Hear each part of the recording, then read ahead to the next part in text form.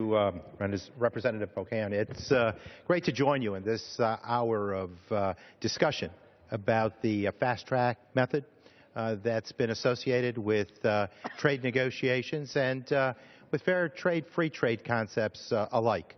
I represent a district in upstate New York, the 20th Congressional District, which is primarily the confluence of the Hudson and Mohawk River valleys. And it was there that we became the donor area to the Erie Canal that gave birth to a westward movement for this nation and sparked an industrial revolution. And it was there that we saw the development of a necklace of communities dubbed mill towns that then rose as the epicenters of invention and innovation that saw manufacturing booming as we went forward as a nation. And many, an immigrant, called that their new home, that region their new home, and they tethered their American dream to the prosperity that was continuing to grow in the region. And I think back of the manufacturing sector and all that it meant to my ancestors, all it meant to me and the opportunities that came into my life. And it was that empowerment that came through the availability of work, the dignity of work, the opportunity to earn a paycheck, that really made a difference. And I think of those same towns today having really lost millions of jobs across America.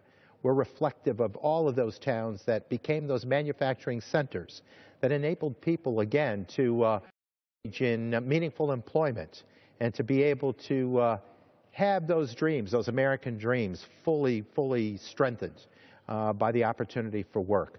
When I see the reduction of standards, of environmental standards, where we're willing to have our children exploited by the ugly sins of the past, with concerns for child labor laws that might erode, when we think about some of the inequities that are brought to bear with the denial of collective bargaining, all of these items have snuck into trade negotiations, and that the importance here for Congress to be able to provide the oversight and the assessment of these various negotiations, where we can look at these trade deals and suggest amendments or have sound debate.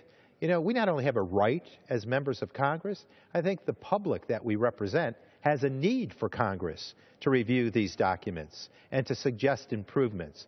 So I look forward to this hour of discussion, where you and I and our several colleagues will join together in speaking to the wisdom or lack thereof of some of the processes that have followed this entire trade discussion.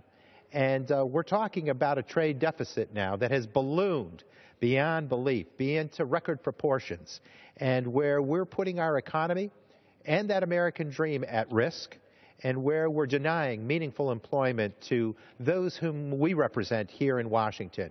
So I thank you for leading us in this hour of discussion, and I know that the information that we will exchange will be very critical and important to people who will be airing into this discussion and allowing them to exchange those ideas with their given elected representatives. So with that, I yield back and thank you for leading us in this important discussion. Sure. Well, and thank you.